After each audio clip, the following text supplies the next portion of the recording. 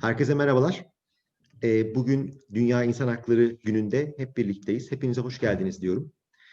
Bugün bu önemli günde çok önemli değerli konuklarımızla pandemi döneminde insan haklarını ve sosyal sermayeyi konuşacağız. Pandemi döneminin insan hakları uygulamalarına etkileri, bu etkilerin sosyal sermayeye yansıması ve pandemi döneminde ve sonrasında en temel haklardan biri olan eğitim haklarını neler olacağını, karşılaşacağımızı bugün konuşacağız hep birlikte. Öncelikle sizlere çeviri konusunda bir bilgi vermek isterim. Etkinliğimiz canlı olarak, simultane olarak çevrilecektir.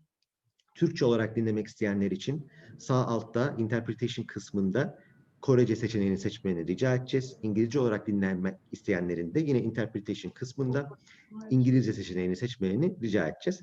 Ben de şimdi Türkçe kanalına geçiyorum. Çeviri de İngilizce kanalından yapılmaya devam edecektir. Bugün çok değerli konuklarımız var aramızda. Önce sizlere onları tanıtmak isterim. Birleşmiş Milletler Eğitim ve Araştırma Enstitüsü Yönetim Kurulu Başkan Yardımcısı Sayın Diana Chavez, Semra Enver Yücel Vakfı Başkan Vekili Sayın Begüm Yücel ve Northeastern Üniversitesi'nden Profesör Doktor Daniel Eldridge bugün aramızda. Etkinliğimiz bildiğiniz gibi Zoom'dan yayınlanmaktadır. Aynı zamanda da canlı bağ ÖTR'den ve Bahçeşehir Üniversitesi YouTube sayfasından da yayınlanacaktır. Şimdi açılış konuşmalarını yapmak üzere ilk konuğumuz olan Sayın Diana Chavez'e ben sözü vermek istiyorum. Ms. Chavez, the floor is yours.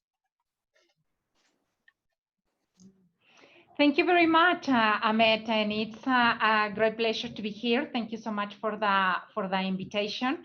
One of the things that I just want to say is that Turkey is a very dear country to me. I am rereading The Wardrobe, The Witch, and the Lion by Carol Lewis, and I totally love the chapter on my favorite candy, which is Turkish delight. And also, I want to share with you, I was, asking Rana how to pronounce Orhan Pamuk, as I'm also taking the time to read his beautiful novel again, read. So. Thank you very much. And this is a very interesting time. Daniel was saying that, this is a year that he has not expected. And we're talking about human rights today. I'm sure that I'm not sure how the 1948 year looked like when the human rights chapter was written. But one of the things that I'm sure is that this COVID-19 has become a menace in so many fronts. And that's certainly the only strategy to tackle this crisis is through alliances at all levels. The world is changed suddenly in 2020, but it also has, proven that we need each other to survive. So, that's whenever we go back to the human rights chapter. And one of the things that I want to share about it's, of course, we all know the numbers, how, the increasing inequality that the pressure that this pandemic has put in the last few months. And just to give you a breaking number, the 1% of the wealthiest people, I mean, they're increasing, their wealth. However, we have an impressive record of unemployment, especially among women. And that is certainly one of the challenges, and it goes beyond gender. We're talking about human rights here. And one of the things that we really want to that we have learned in this during this season, it's as I say, the power of public and private relationships, and also, to take a look back on how multilateralism is built as a vital for recovery, and also how the implementation of solutions to adhere to the 2030 agenda is at the core of the conversation if we certainly want to overcome this together. And I will just like to make a couple of comments. One of the things that we have certainly seen is the importance of driving the economic recovery by exercising sustainability and responsible leadership. That's one of the things that we have seen, and that's when we talk about, like corporate governance, when we talk about also the importance of be flexible, but also the importance of be empathic.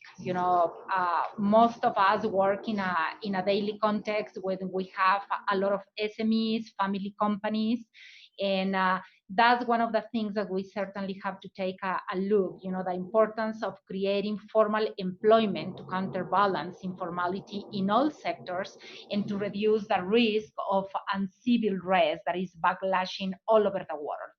And one of the things that it's also important to mention is how the role of governments, the role of the private sector, the role of civil society, and of course the role of education, the role of institutions that certainly put in the front the importance of building capacities, not only to perform a job, but to understand the current context and how from this we really have to build new skills. So one of the things that we have learned is also, as I said previously, the role of governments. They really have to adapt fiscal measures to guarantee households' basic needs, to protect the employment, to avoid the spread of adverse effects on the economic sector, the role of central banks. But first of all, we really have to learn how we're going to deal with this C-19 and then bring human rights at the core of the conversation. So one of the things that we have seen is the multilateralism in the current picture must be understood as a strategy to build social capital, resilience, as well as a new business strategy to foster innovation that works for all the levels of society. And that means inclusion. And one of the things that is also important to consider is to look at the 2030 agenda. SDG 17, I think, is one of the most well-known SDGs because it talks about, the power of bringing together different actors and from there work in very specific points. So it's also important, to boost the participation of civil society in partnerships, governments, academia, the private sector, in order to promote dialogue platforms that can certainly give a voice to those that do not have a voice, and especially when the human rights can be jeopardized at this current moment. And of course, that means fostering innovation, new technologies, new alliances, new approaches that push innovation forward in order to guarantee, the health of people, the education, social security, and of course, now that the vaccine is out, to guarantee access to medical services in the proper time. So one of the things that we have learned and that we work with multinational companies all over the world is exactly how the private sector can, again, develop real sustainability policies. And one of the things that we have learned is that some of them certainly need to be updated and adapted to reflect local priorities. Of course, all of us want to be very global, but this is the moment in which I really recall Eleanor Roosevelt in 1948 when she said, you can have the most amazing international policy, but if it is not applied in the local community, in your close circle of conversation, what's the use of it? So I certainly hope that as economies are restarting, and we think how crucial it is to talk about equal opportunities, and again, training opportunities for the unemployed, and that's when we certainly realize that we need frontline workers, we need international trade, but we also need to support local businesses. And you may wonder, why I'm talking about in the Human Rights Day, because, when we exercise, economic rights, we also have the capacity, to be independent and to have the freedom to choose food, to choose education, and to choose the future that we want. And one of the things that we certainly have seen is that while the COVID-19 is testing the capacity of governments to effectively respond to a global crisis, it also is providing the occasion to move ahead the traditional architecture of international institutions. And this is something that we all have to think about it, whether we are, in a international organization or in a SME, we really have to think how, we are going to build trust and build cost-effective solutions that respond to a changed environment.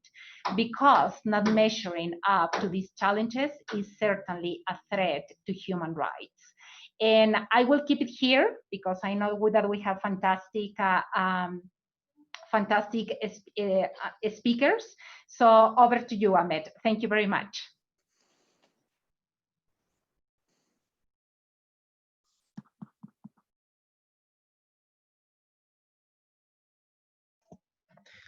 Ben Dayan Hanım'a çok teşekkür ediyorum güzel görüşleri için. Kendisinin de belirttiği gibi aslında tabii konu sadece insan hakları konusu değil, sağlıktan ekonomiye birçok farklı konu var. Ve birçok farklı sektörün, yani hem farklı insanların hem farklı sektörlerin bir araya gelip gelmesi gereken bir çözüm gündeminden bahsediyoruz.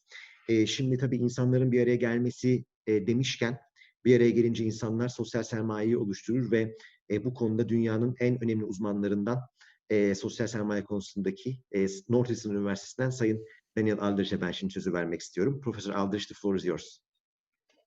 Thank you so much, and thank you to my colleagues for being available today. This topic is so critical to recognize not only the ways that COVID-19 ties into social capital, but also the importance of human rights here more broadly and issues of equity and equality. So Ahmed, if we could please start the slides, if that's okay. So hopefully shortly we'll see the first slide.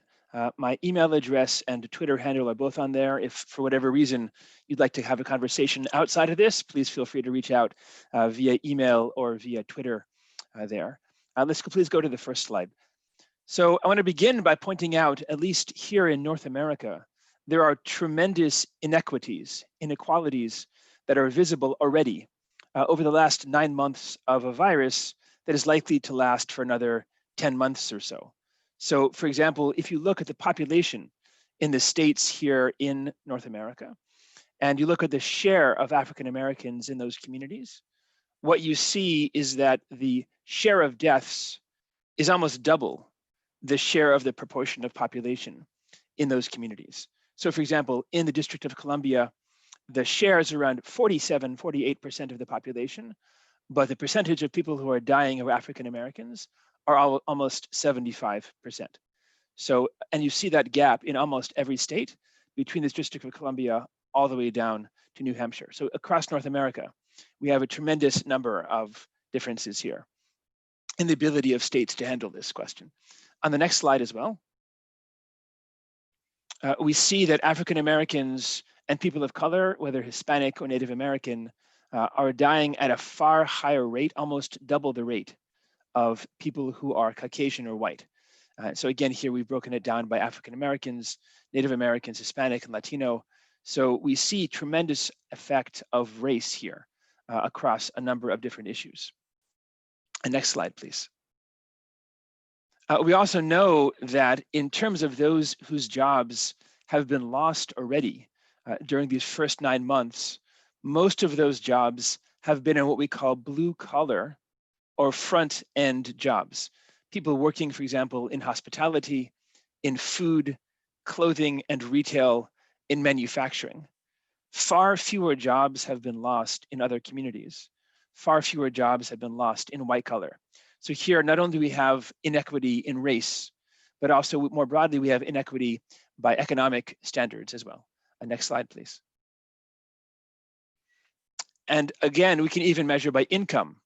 who has been losing their jobs during COVID-19. You see here over and over again across those individuals with lower levels of income, the poor and the middle class, those individuals have been the most likely to have lost their jobs, as high as 1 in 4 people in some communities in those lower income areas. Next slide, please. And what we've been measuring here over time has been the Gini coefficient. The Gini coefficient is one way of measuring the gap between the very, very poor and the very, very wealthy, trying to understand what is it, how far is that separation between those two different groups. And what we know from experience now is that even right now, in North America at least, and in Europe, beginning at a relatively high gap, that gap between rich and poor is only going to get greater as time goes on. So COVID-19 is going to make even stronger the gap between the wealthy and the impoverished. And next slide, please. I want to talk now about one factor that we know to be a critical element of the pandemic that also might have a silver lining in this process. That is to say, a factor that is not necessarily connected to income or race that might help people get through this pandemic. And that's the factor that we call social capital.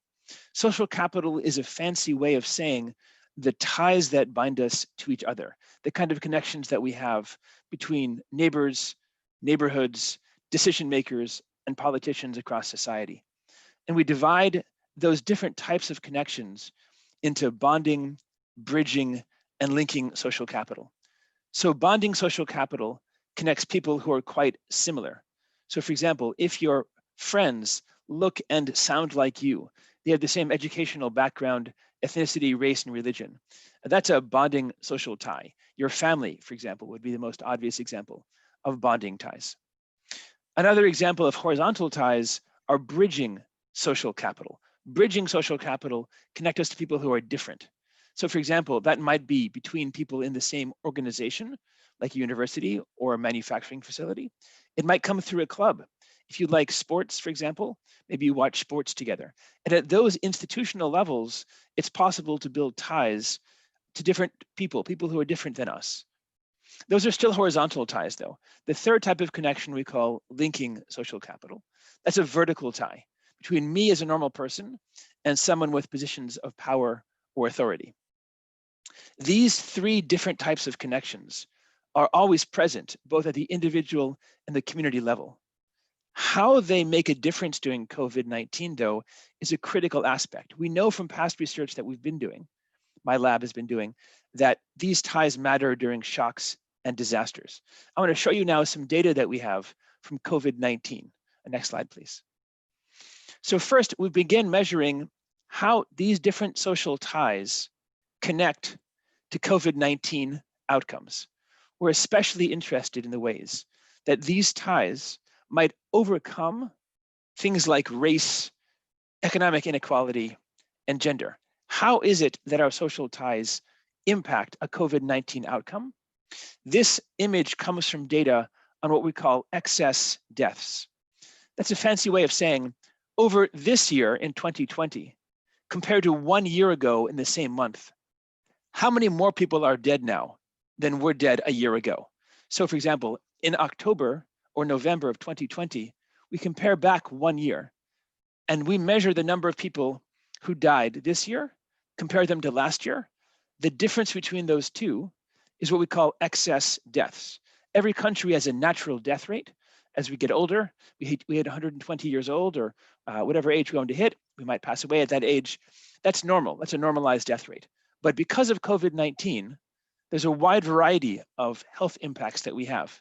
Of course, beyond the obvious, which is things like the need for intubation and ventilation, which can result also in failure of respiratory systems. We also have a wide variety of heart-related issues, respiratory and circulatory issues, plus people who aren't going to the hospital because COVID-19 has kept them out. So what we're trying to measure now is the connections between those excess deaths and these different social ties. And what we find is quite interesting. Bonding social ties and linking social ties are, bonding and bridging social ties are critical elements in keeping people safer. If you have a strong connection between yourself and other people, if you have strong connections in the community, then we're able to make connections that keep us safe. People can bring us food, give us medical advice. They can help us out if we need to get to the hospital. And those bridging ties are connections to people who are different than us. Those ties as well can reduce the overall levels of excess deaths in communities. Next slide, please. And in fact, we can measure this over time. We have been measuring from February now through the summertime. It's taken us a lot of time to get the data together. But what we see here is when we have stronger levels of connections, we're able to reduce the overall number of excess deaths for these different types of social connections, which is a great sign. Next slide, please. Because if social ties can be a form of mitigation against this kind of pandemic, then we know it's possible to create social ties, to deliberately increase levels of social cohesion. This is an image from one of our projects currently running in Japan, the Philippines, and Nepal, called Ibasho, which is an attempt to use a community center as the locus for building these kind of connections. We invited the community to control programming. We asked them to put on events, whether it's a library or a yoga class or a cooking demonstration that would help bring people together. Next slide, please. And what we've seen is that these kind of community centers that are new, brand new, that we help build, can increase the density of networks, the number of friends there. It can increase the sense of belonging, increase the sense of connections, and more broadly, increase the sense of efficacy as well. Next slide, please. So just to recap and give up my time, I want to begin by pointing out that we've known for a long time that things like gender, income, and race are critical elements in health.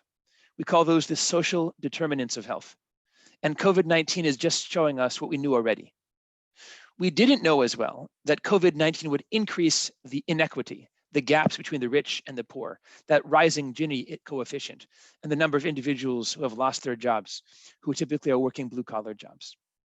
We also know that a number of societies are not collecting data on race, ethnicity, and other inequities that we should be studying.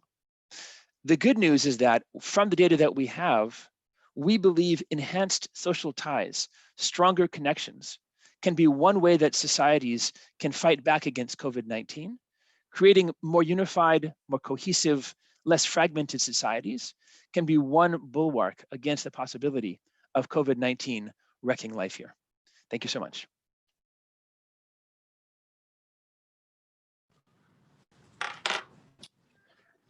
Sayın Aldrich'e çok değerli görüşler için teşekkür ediyoruz. Kendisinin de belirttiği gibi pandemi döneminde birçok eşitsizlik ön plana çıktı. Hatta bazı eşitsizlikler olduğundan daha da kötü duruma geldi.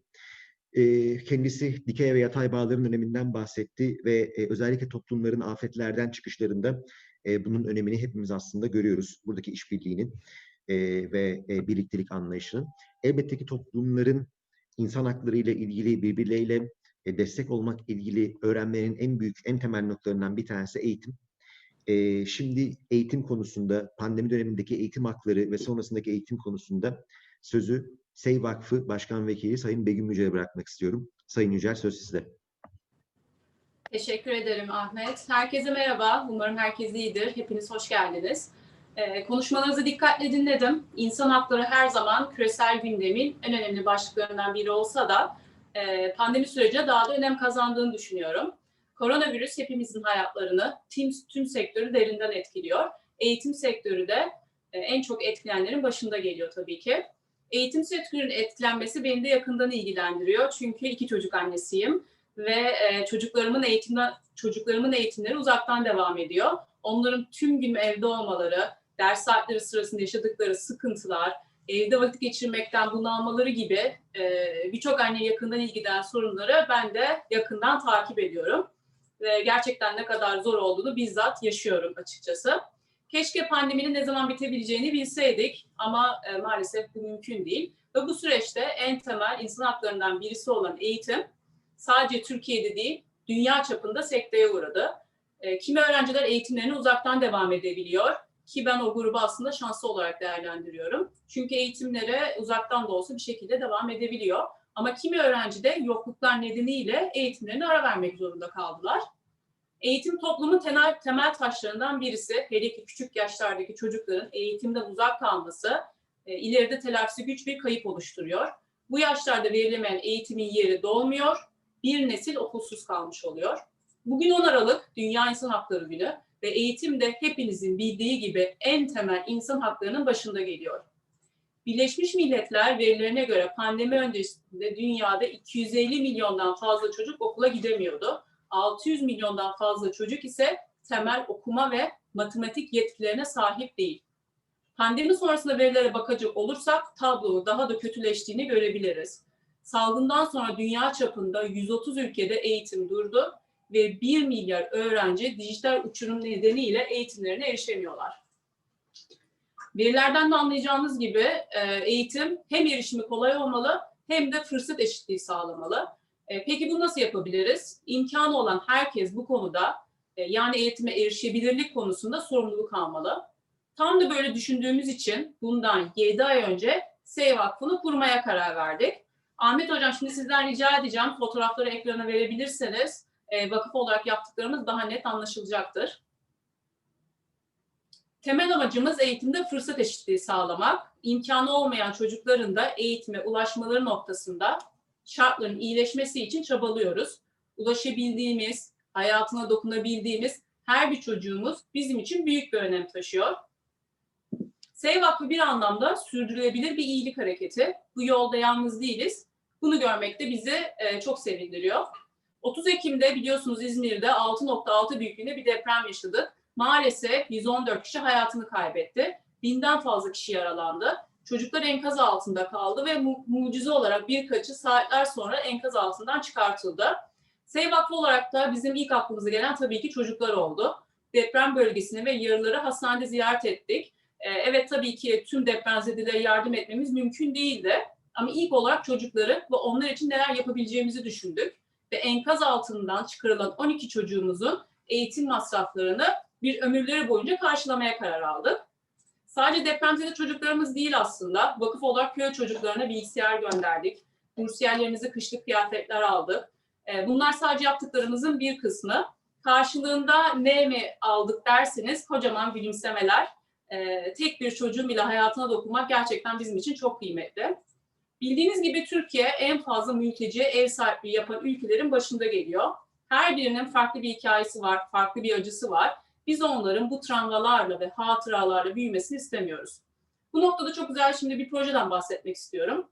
Bahçeşehir Koleji basketbol takımı Euroleague'in sosyal sorumluluk projesi One Team kapsamında bu yıl 10 mülteci çocuğa 10 haftalık bir eğitim verdi. Basketbol sahasına ilk çıktıklarında bir spora dahi hiçbir şey bilmiyorlardı. Ama şimdi sosyalleştiler, arkadaş edindiler. SEY Vakfı olarak bizler de bu çocuklarımızın yaşam ve eğitim ihtiyaçlarını karşılayarak hayattaki en temel hakları ve ihtiyaçları olan eğitim eksikliklerini gidermeye çalıştık. Eğitimde fırsat eşitliği yaratmak için onlara tablet hediye ettik.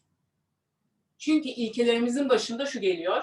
Bir çocuğa eğitimde fırsat eşitliği sunarak onun hayatını değiştirebiliriz. Evet biliyorsunuz pandemi sebebiyle sürdürülebilir kalkınma amaçlarına ulaşmakta küresel olarak geride kalıyoruz. Her gün dünya çapında binlerce insan yaşam, barınma, beslenme, sağlık ve eğitim gibi en temel insan haklarından mahrum kalıyor. Çünkü maalesef dünya başka bir yere gidiyor. Öncelikler değişiyor. Öncelikler değişirken hassasiyetler, sabırlar ve kaynaklar tükeniyor. Bugün dünyadaki tüm ülkelerde toplumsal eşitsizlikler yoğun bir şekilde yaşanıyor. Bireylere ve topluma sağladığı yararların en üst düzeyde tutulabilmesi için eğitimin en önde gelen ilkelerinden biri eşitlik olmalı. Çünkü yalnızca nitelikli eğitimle tüm uluslar, ırklar ve inançlar arasında anlayış, hoşgörü ve dostluğu özendirebiliriz. Sözlerimin sonunda eğitimde eşitlik anlayışının unsurlarını şöyle özetlemek istiyorum. Herkes hayatta temel beceri ve yetkinlikleri edinebilmeli ve eğitim politikaları yeni eşitsizliklere yol açmayacak şekilde şekillendirilmelidir. Söyleyeceklerim bu kadar. Dinlediğiniz için de çok teşekkür ederim. Sayın Yücel'e çok teşekkür ediyoruz. Değerli yorumları ve aynı zamanda tabii ki vakıf olarak eğitimde eşitliğin sağlanması, kapsayıcılığın sağlanması için tüm yaptıkları için. Şimdi ben sizlerden gelen soruları değerli konuşmacılarıma yönlendirmek istiyorum. İlk soru Sayın Dayana Chavez'e gelmiş. Birleşmiş Milletler Eğitim ve Araştırma Enstitüsü insan hakları konusunda aktif bir kurum. Bize genel olarak UNITAR'ın bu konuda neler yaptığından ve UNITAR için insan haklarının öneminden bahsederse çok memnun oluruz denmiş. Ms. Chavez, again, the floor is yours.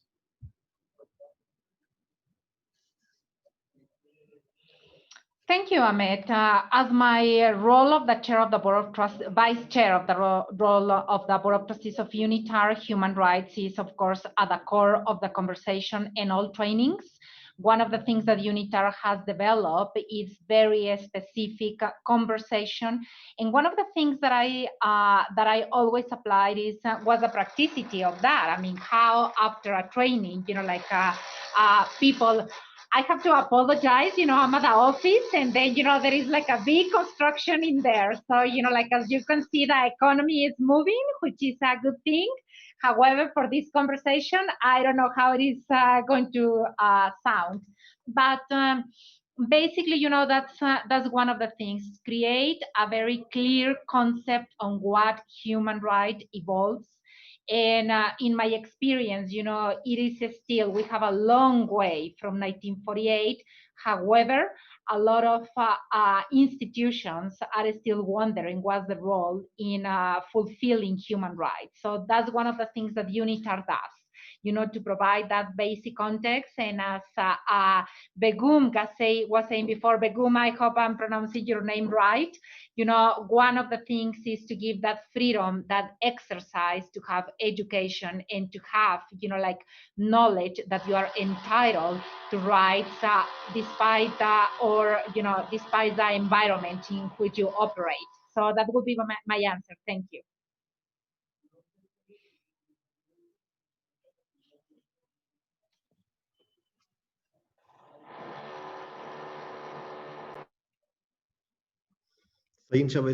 Sayın Chavez'e çok teşekkür ediyorum cevabı için. Kendisinin şimdi başka bir toplantıya geçmesi gerekiyor. Katılımları için çok teşekkür ediyoruz kendisine. İkinci sorumuz Sayın Aldrich'e gelmiş Northeastern Üniversitesi'nden. Sayın Aldrich, siz sosyal sermayenin öneminden bahsettiniz. Sosyal sermayenin özellikle ve sizin daha önce afet zamanlarında yaptığınız çalışmalar da var bu konuyla ilgili bildiğimiz. Bize sosyal sermayenin afet dönemlerinden nasıl daha güçlü çıkmamızı sağlayacağı konusunda biraz anlatabilir misiniz? Yani nasıl bize yardımcı olur? Sosyal sermayenin güçlü olması toplumları ve ulusları ve devletleri nasıl kalkındırır afet dönemi ve sonrasında? Bu konuda bilgi rica edeceğiz sizden.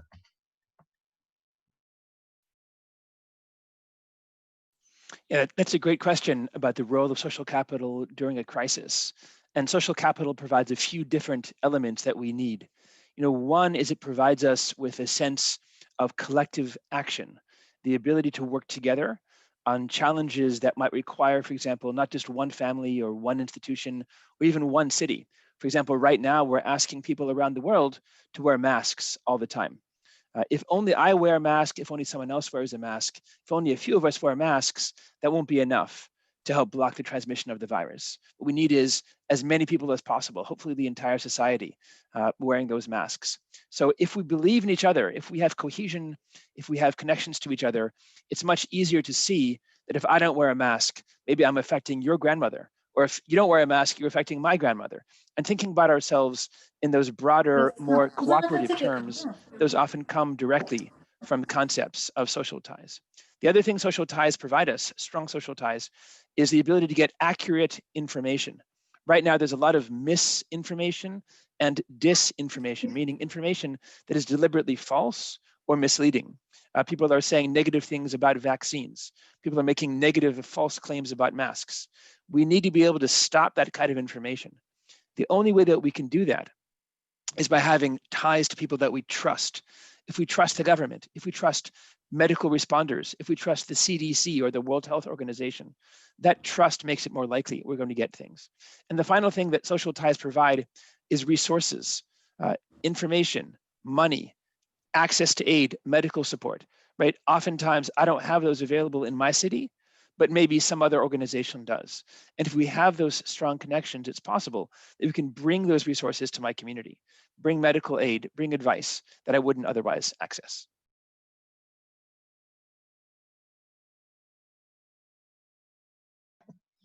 Sayın Aldıç'a çok teşekkür ediyorum güzel anlatımı için. Hatta kendisinin verdiği bir örnek de vardı. Daha önce Bahçeşehir Üniversitesi'nde kendisini konuk etmiştik.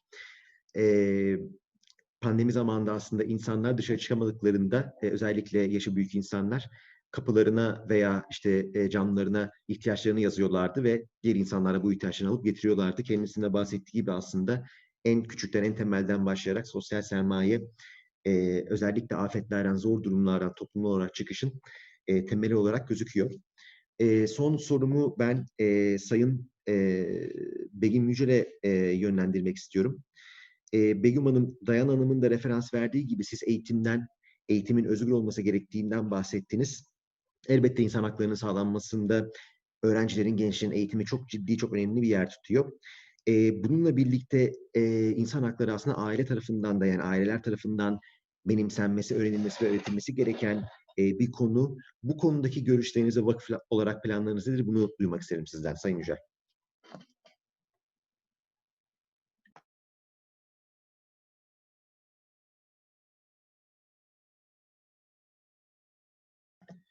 Sayın Yücel, sesinizi de açarsanız herhalde.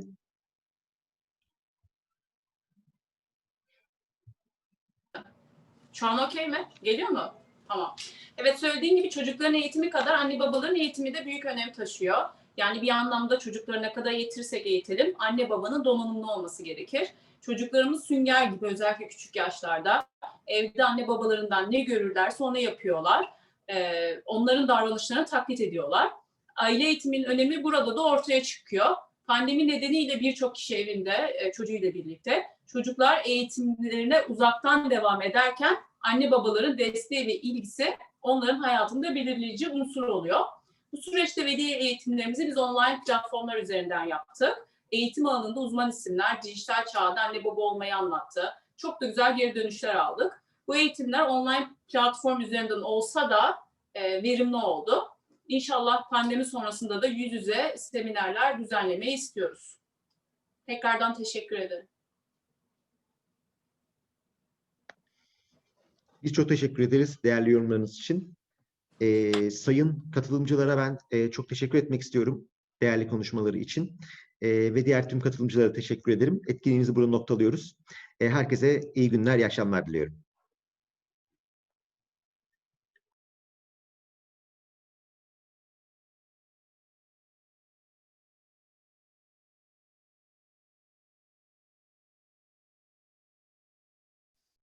Thanks so much, everybody.